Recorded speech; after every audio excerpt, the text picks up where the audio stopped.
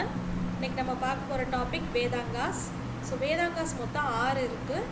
சிக்ஷா, சந்தா, வியாக்கர்ணா, நிருக்தா, ஜோதிஷா, கல்பா.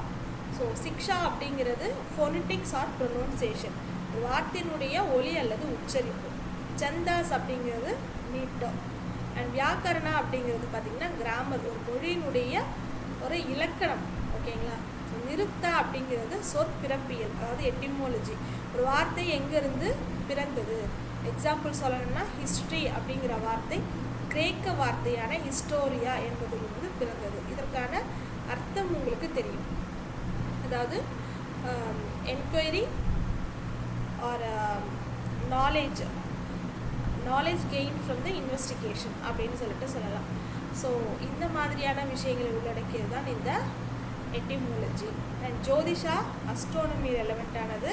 கல்பா பார்த்திங்கன்னா sacrificial rituals, மனிதனுடைய பல்வேறு கட்ட வாழ்க்கை படிநிலைகளில் ஒவ்வொரு கட்டத்திலையும் அவன் பின்பற்றக்கூடிய ஒவ்வொரு சடங்குகளும் சம்பிரதாயங்களையும் உள்ளடக்கியது தான் இந்த கல்பா.